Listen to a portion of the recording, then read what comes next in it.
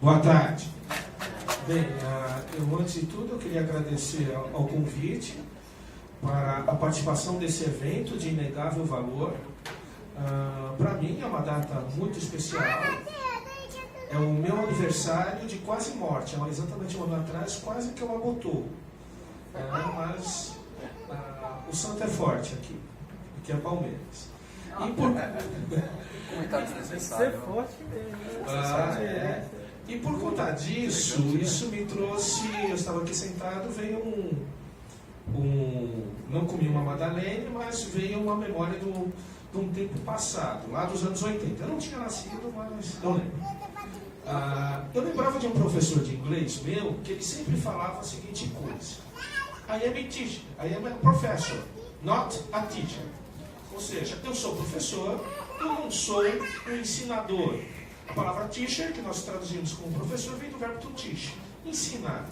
Por que essa diferença linguística nessa língua prática que é o inglês é muito importante? Eles diferenciam aquele cidadão, que é o professor, capaz de ser um intelectual, do sujeito que é meramente um ensinador.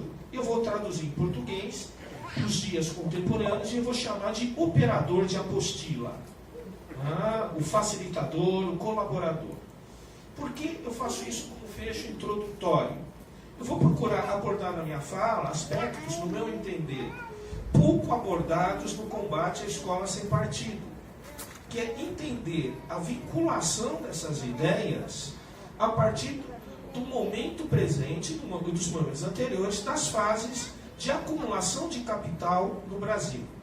É muito importante criticar os movimentos da escola sem partido por conta do seu conservadorismo, por conta do seu reacionarismo, mas a crítica não pode se limitar a isso se realmente tivermos um processo, um plano estratégico de transformação social.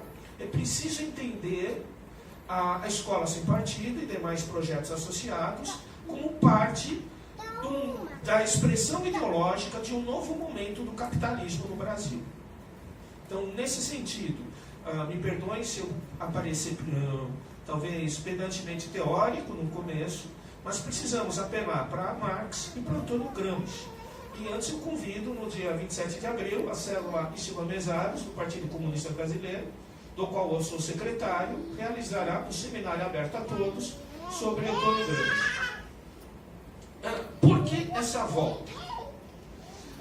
Autores como Marx e Gramsci e o grande René Dreyfus, que escreveu um clássico, 1964, A Conquista do Estado, ele nos colocam claramente que há uma luta de classes permanente sobre o destino do que vai ser a sociedade, e essa luta de classes permanente, ela tem uma nítida expressão de luta de ideias. Talvez um dos grandes equívocos da esquerda na Nova República é a fase da história do Brasil que começou em 85 e terminou em 2016. Nós estamos numa nova fase de república, numa nova fase da história brasileira. Eu vou sugerir como nome provisório Nova República Velha, porque tem um ar de pré-30, um ar de enxofre, digamos assim. Ou seja, qual a questão? Desde os anos 80, a esquerda brasileira ela optou por uma valorização da assim chamada sociedade civil contra o Estado e valorização dos chamados espaços de cidadania. Nada contra.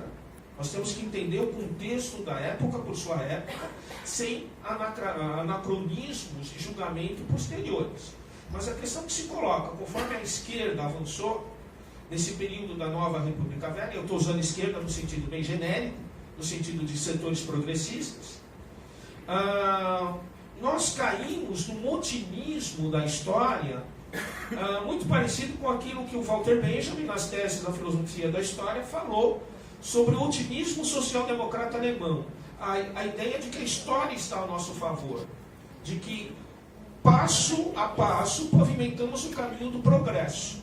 Qual que é o principal choque para os setores progressistas brasileiros, desde 2014 pelo menos, é a ideia de que nós perdemos a condução do progresso no Brasil, perdemos a varinha de condão.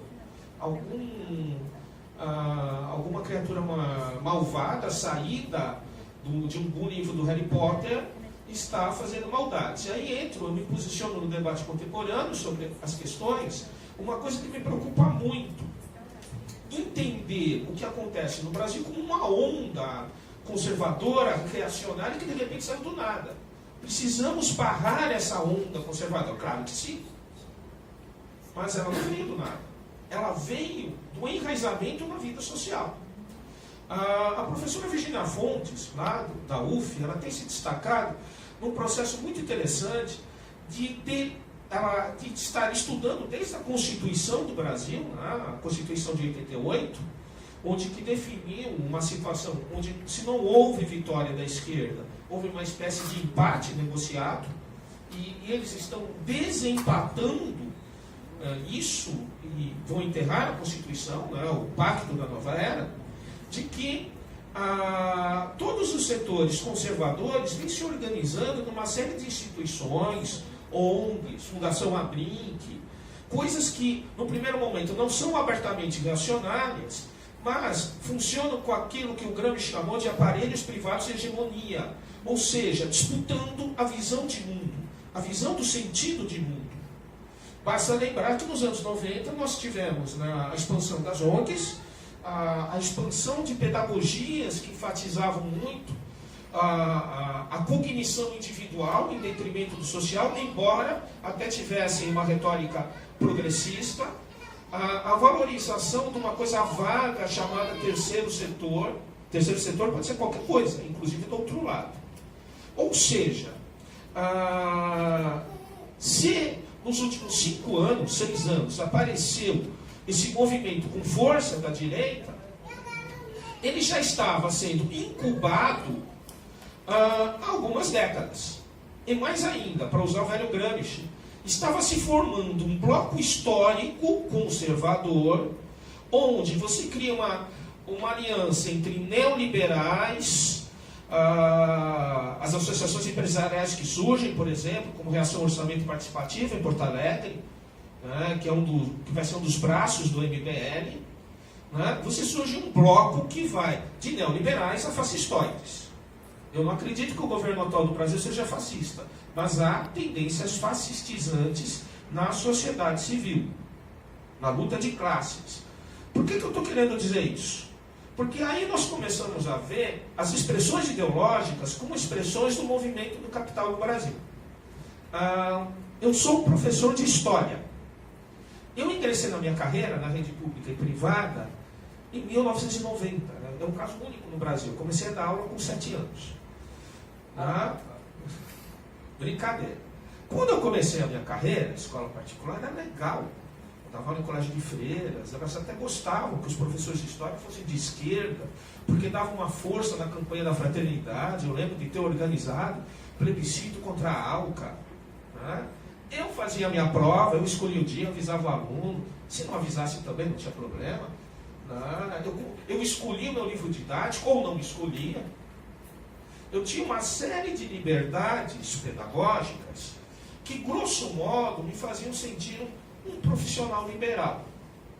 Alguém que detinha um grau de autonomia no seu processo de produção, e o processo de produção, e o professor produz aula, muito interessante. O tempo passou. Em escolas particulares, de repente, eu me deparei com uma coisa chamada lousa digital. E, claro, era só levantar para a lousa digital. E me contaram que tudo que eu escrevia na lousa digital, a lousa digital capturava e guardava como arquivo. Não estavam me pagando por isso. Opa! Como eu sempre gostei muito do livro 1, do Capital, eu comecei a pensar, será que eu estou sendo expropriado dos meus saberes de trabalho? Quando eu estava na rede pública, eu peguei um impacto. Passei muitos anos numa escola de ensino médio, do lado do metrô Santana, escola que eu me orgulho muito, onde nós escolhíamos o livro didático. O livro didático era a História da Riqueza do Homem, por El Huberman. O projeto do curso era estudar o capitalismo, pro bem e pro mal, paradidáticos. De repente, cai uma lei do governo de São Paulo e a gente passa a usar a apostila, que começava de forma positivista na periodização histórica, e tem que usar, principalmente porque aquela apostila era produzida por um consórcio, Editora Abril, Banco Itaú, ou seja, era um produto muito interessante. Eu lembro que teve uma briga tremenda, nós não queríamos usar. Uma diretora falou para um colega meu, essa frase me marcou também, professor de história: aqui na escola você é só professor, você é intelectual lá fora. Ou seja, professor e intelectual são duas coisas diferentes. Eu estou em choque. Foi maior até do que quando o Corinthians ganhou a Libertadores, foi antes. Nossa, eu não sou mais intelectual. Todo o meu orgulho profissional, qual a minha identidade? O que eu vou ser? Um operador de apostila? Um operador de apostila, um facilitador, um colaborador.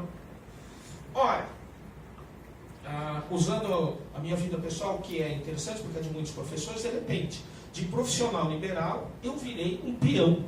Eu não, os professores da educação básica.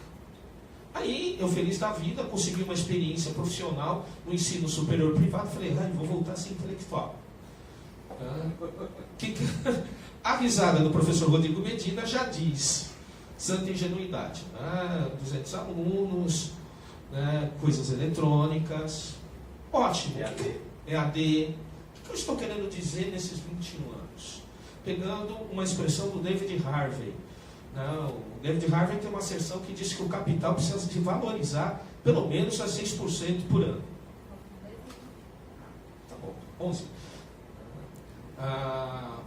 Ou seja, é preciso permanentemente abrir novas frentes para o capital. E o capital é uma relação social espoliadora. É uma relação social que produz estados de exceção, produz trabalho alienado, trabalho estranhado, produz a propriedade privada como centro do universo. Ou seja, para produzir uma coisa que é o capital. O que é o capital? É o valor que se valoriza. É o trabalho morto que suga o sangue da força de trabalho. Isso lá é do Marx no Capital. E o Marx tem uma passagem muito interessante, quando ele analisa a passagem da subordinação da subordinação formal ao capital para a subordinação real. O que é subordinação formal? Olha, eu tenho um vínculo com uma empresa, eu sou obrigado a fornecer não sei o quê. Mas eu estou na minha casa, se o dia estiver muito frio, eu levanto uma hora depois, eu tenho liberdades da jornada de trabalho, eu entrego o produto pronto. O que é a subordinação real? Eu me proletarizo. Proletarização não é apenas que eu vou ter um salário baixo, como ingenuamente se fazia uma crítica sobre a proletarização do professor. A proletarização do professor, no sentido marxiano, está se efetivando agora. Como? O professor vai se tornar o operário de uma fábrica chamada escola. Ou seja, essa escola é uma nova frente de valorização do capital. A escola da segunda década do século XX no Brasil é a nova frente dos capitais privados em conjunção com o Estado. O Harvey, na verdade, ele está retomando uma ideia da Rosa Luxemburgo na acumulação de capital. Existe um limite finito, que esse limite finito foi mais ou menos preenchido na época da Rosa Luxemburgo com a expansão imperialista. Então imaginem um lago. Eu jogo uma pedra no meio do lago. Isso vai formando círculos concêntricos. Vocês já fizeram isso? É bom com a namorada. Romântico. Então, chega um momento que aquelas ondas, aqueles círculos concêntricos batem na borda do lago. O que acontece? Foi o que aconteceu no começo do século XX. Todo o território humano passou a ter uma bandeira. O que é agora? Então eu tenho que jogar essa pedra da expansão do capital dentro das próprias sociedades. Isso é uma forma de entender o neoliberalismo como uma uma antropofagia do capital na própria vida societária. Por isso que o Mesaros fala que o capitalismo assumiu o caráter de produção destrutiva. Para abrir novas frentes do capital, eu preciso destruir aquilo que era mais ou menos consolidado. E esse processo se ampliou depois do fim do nacional desenvolvimentismo na América Latina, do socialismo real no ex-bloco soviético e do estado de bem-estar social na Europa e América do Norte. Ou seja, eu preciso vampirizar, imaginem os neoliberais como uma multidão estilo Walking Dead. Eu preciso do sangue dos vivos que ainda restam. Ou seja, eu preciso transformar tudo em mercadoria, mercantilizar tudo. Ora, aquele velho professor, não necessariamente esquerdista, mas talvez liberal no sentido clássico e até bonitinho, ele é uma objeção, porque ele é um velho humanista. No mundo neoliberal, não há espaço para humanismos, inclusive do liberalismo clássico. Inclusive daqueles sujeitos que defendem a democracia formal liberal. Então, o que é preciso? Uma sociedade que vai se mecanizar no seu processo de acumulação de valor. No caso da sociedade capitalista brasileira, que tem uma via colonial de formação de capital, a via colonial é a via mais desumanizante possível, é a via da escravidão. Nós temos um histórico de desperdício de vidas fantástico, de naturalização da perda da vida humana fantástico. Ou seja, o que é a escola brasileira? É, sim,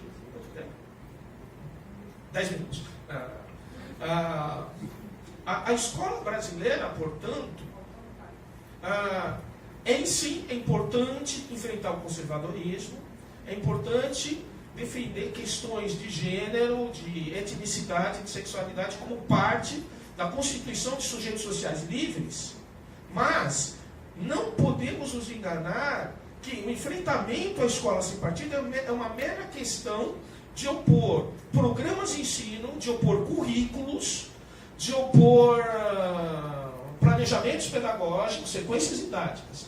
Ele diz respeito à própria estrutura de reprodução do capital no Brasil.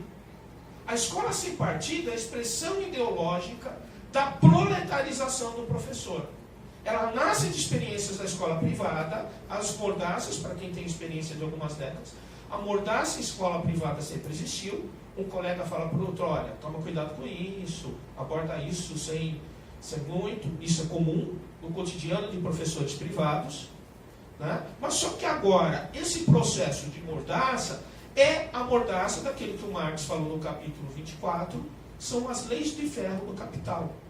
Não é só a não discussão de N temas, é a submissão de uma mão de obra reduzida, a mão de obra do trabalhador professor, né, reduzida a instrumento vocário, junto com as outras categorias. Ou seja, é a morte ideológica da capacidade emancipatória da classe trabalhadora. Nesse sentido, o velho Gramsci ele coloca, se nós não conseguimos formular novos sonhos, não haverá nada.